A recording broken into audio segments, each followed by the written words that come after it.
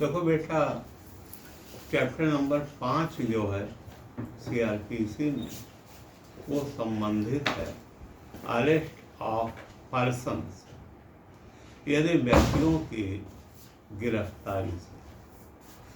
Arrest एक ऐसा शब्द है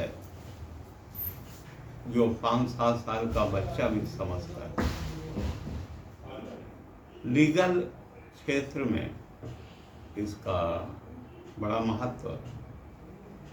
सबसे पहले जानने लायक जो आप लोगों को परीक्षा के दृष्टिकोण से है, या जिन लोगों को वकालत करने जाना है उनको जानना चाहिए, तो ये सीआरपीसी 1973 के चैप्टर नंबर 5 में ये चैप्टर है।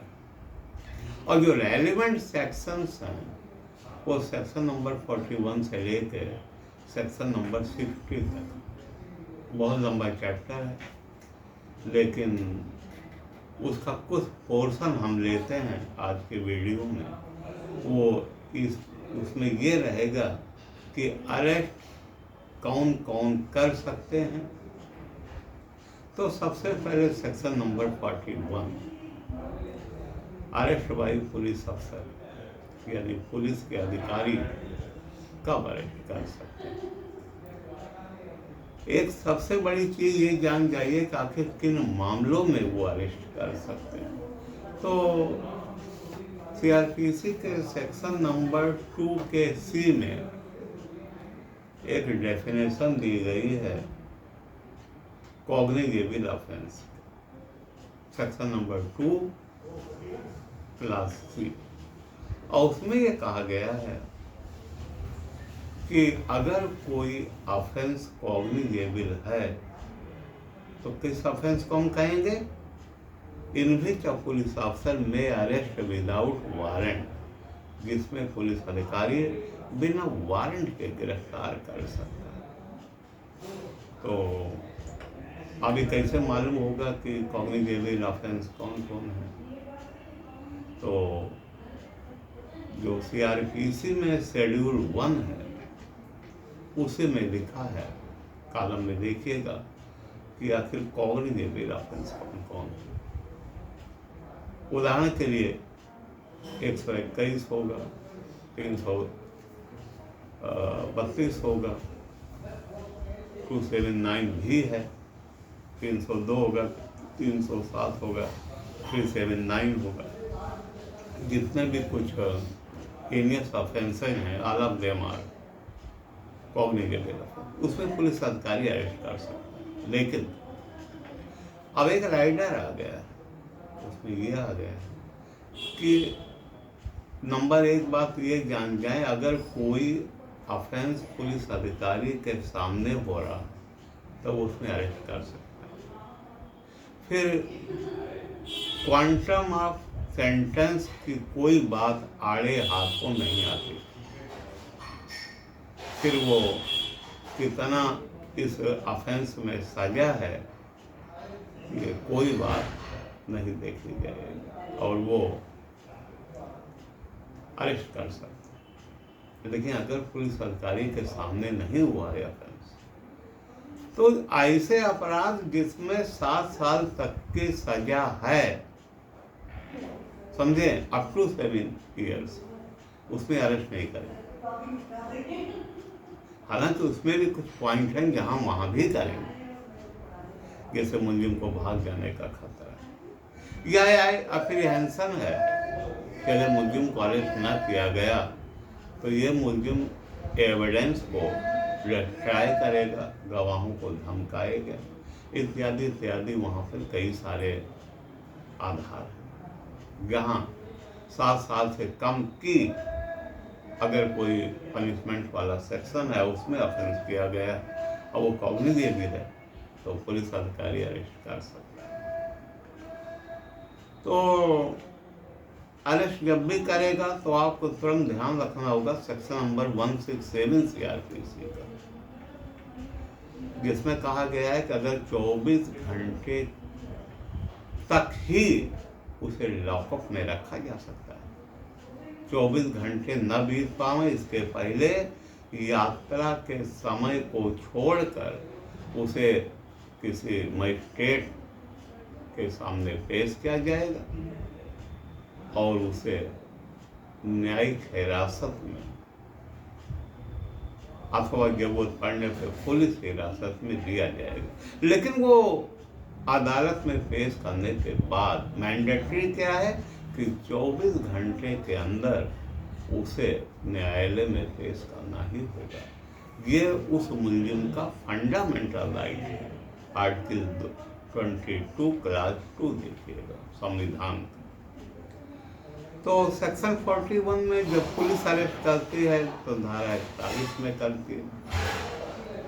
अब आइए धारा नंबर 43 में, और 43 में कहा गया है कि अरेस्ट बाय प्राइवेट पर्सन, अर्थात पब्लिक का आदमी कब गिरफ्तार कर सकता है।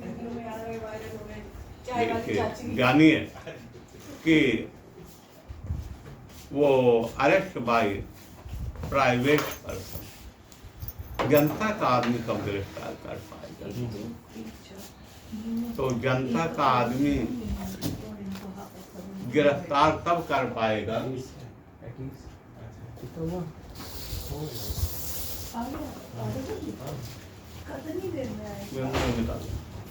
जनता का आदमी गिरफ्तार तब कर पाएगा,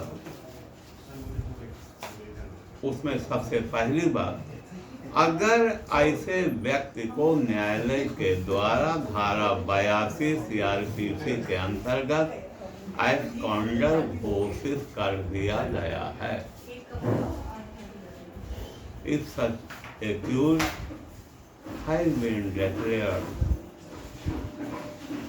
proclaimed offender under section 82 of CRPC, धारा 32 के अंतर्गत अगर उसे भगोड़ा घोषित कर दिया, धारा 82 के अंतर्गत अगर ऐसा नहीं है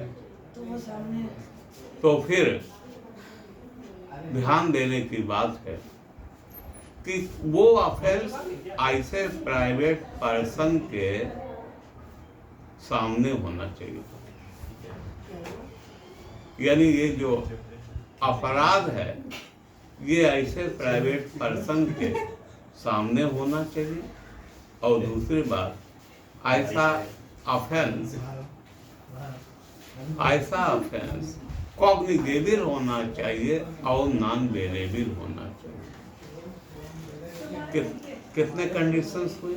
नंबर 1, ऐसा ऑफेंस कॉग्निजेबल होना चाहिए और नॉन वेलेबल होना चाहिए और ऐसे प्राइवेट पर्सन के सामने होना चाहिए, या फिर उसे प्रोक्लेम्ड ऑफेंडर घोषित किया गया होना चाहिए। पब्लिक आदमी अरेस्ट, ये कहाँ लिखा है, सेक्शन नंबर 43 CRPC में। अब एक चीज और ध्यान देने की बात कि आप पब्लिक के आदमी से ये कैसे उम्मीद करते हैं कि वो कानून जानता होगा और वो अपराध देख के जान जाएगा कॉग्निजेबल है या नॉन वेलेबल है। इसी के लिए सेक्शन नंबर 43 के क्लास 2 में ये लिखा हुआ है कि वो जब पकड़ेगा ऐसे मुलजिम को तो पकड़ के नजदीकी थाने पर ले जाएगा और थाना के पुलिस अधिकारी वहाँ पर देखेगा कौन सा ऑफेंस है, क्या ये कॉग्निजेबल है या नहीं है, या क्या ये नॉन वेलेबल है। तो अगर वो देखता है कि कॉग्निजेबल है और वेलेबल है तो ये मुलजिम को दोबारा गिरफ्तार करेगा और अगर जमानत मांगता है तो छोड़ेगा, और अगर नॉन वेलेबल है तो फिर उसे न्यायालय प्रस्तुत करेगा। तो ये धारा 43 है, ये अक्सर पूछी जाती है धारा, और इस पर 2-3 चीज़ें 4 चीज़ें जानकारी में रखना चाहिए कि या तो उसे प्रोक्लेम्ड ऑफेंडर घोषित कर दिया गया हो तो कोई भी जनता का आदमी उसे गिरफ्तार कर सकता है, प्रोक्लेमेशन सेक्शन नंबर 82 CRPC के अंतर्गत घोषित किया जाता है। और दूसरी बात, अगर प्रोक्लेम्ड ऑफेंडर नहीं है घोषित तो वो अपराध उसके सामने होना चाहिए, वो ऑफेंस नॉन बेलेबल होना चाहिए और कॉग्निजेबल होना चाहिए। इसके बाद सेक्शन नंबर 44 में ये अरेस्ट बाई मजिस्ट्रेट अपने क्षेत्राधिकार के अंदर वे किसी व्यक्ति को गिरफ्तार कर सकते हैं, अपने जुरिडिक्शन के अंदर ही अंदर वो किसी को गिरफ्तार कर सकते हैं। तो ये सेक्शन नंबर 41 में गिरफ्तारी है, सेक्शन नंबर 43 में गिरफ्तारी है, 44 में गिरफ्तारी है।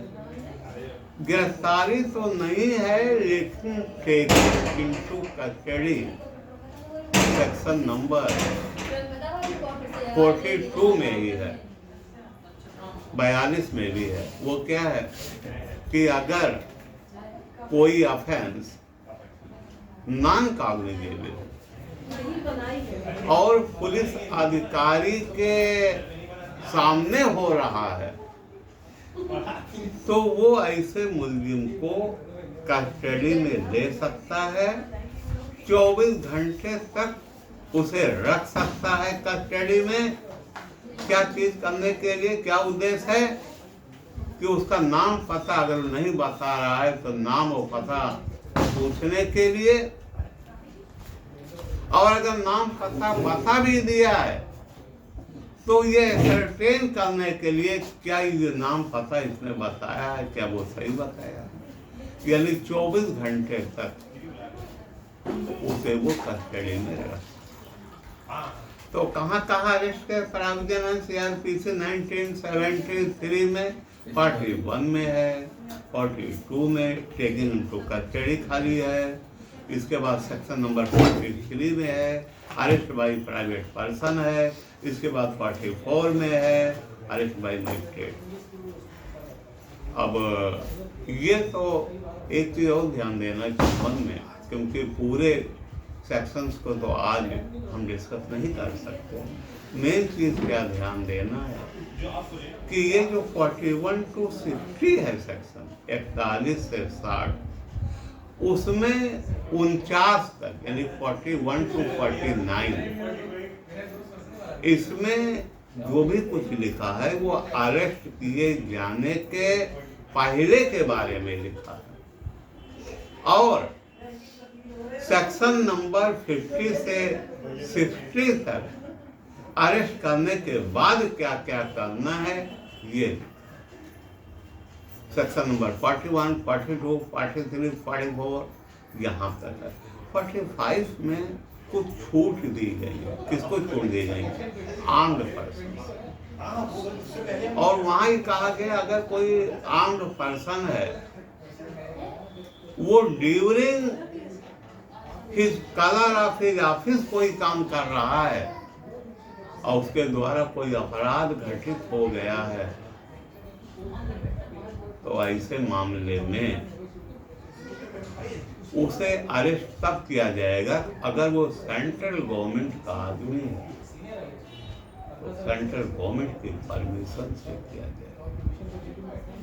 और क्योंकि ये लाभ 1977 से उत्तर प्रदेश में यूपी पुलिस और पीएससी को भी दे दिए गए हैं, इसलिए अगर उत्तर प्रदेश पुलिस का कोई बंदा है, पीएससी का कोई बंदा है और during colour of his office कोई उससे क्राइम हो गया है तो उसको भी गिरफ्तार किया जाएगा तो स्टेट गवर्नमेंट की इजाजत से। ये था सेक्शन नंबर 45।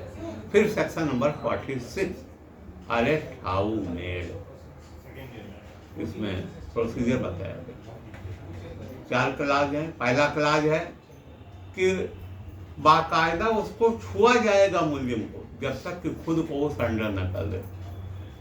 पुलिस वाले करते भी हैं और उनका आधार पकड़ते हैं।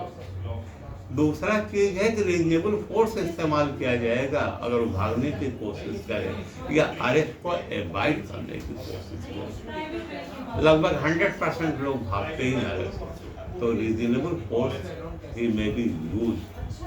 तीसरा है कि वो किसी की जान नहीं ले सकता कोई अरेस्ट करने वाला जब तक कि मुलजिम किसी ऐसे ऑफेंस का मुलजिम ना हो जिसकी सजा या तो फांसी है या तो आजीवन कारावास। अब चौथा है, अगर किसी महिला को अरेस्ट करना है तो महिला को अरेस्ट करना है तो रात यानी सनसेट से सनराइज के बीच में अरेस्ट नहीं किया जाएगा। अगर बहुत आवश्यक हो तो क्या किया जाएगा, तो फिर मजिस्ट्रेट के लिखित परमिशन से महिला अधिकारी के द्वारा अरेस्ट किया जाएगा। नेक्स्ट सेक्शन 47 को जान जाना बेटा आम भाषा में खाना तलाशी कहते हैं। इन इंग्लिश वी में अंडरस्टैंड, इसे कहते हैं सर्च ऑफ ए प्लेस। आप किसी घर में तलाशी ले सकते हैं जहां आपको ये अंदेशा हो कि वो कोई अभियुक्त इसमें छिपा हुआ है। Section number 47। सेक्शन नंबर 48 में क्या कहा गया है, जहाँ तक जाएगा वो जहाँ तक जाएगा आप उसकी पीछा करके उसे अरेस्ट कर सकते हैं। 49 अननेसेसरी उसे रेस्ट्रेंट नहीं करेंगे। यहाँ तक जो धाराएं थी 41 to 49 ये अरेस्ट किए जाने के पहले की हैं, जिनको आज के वीडियो में हम लोगों ने किया है। और इसके बाद का जो अगला पार्ट आएगा उसमें अरेस्ट करने के बाद जो भी प्रोविजन है उन पर हम कंसिडर करें। बंद कर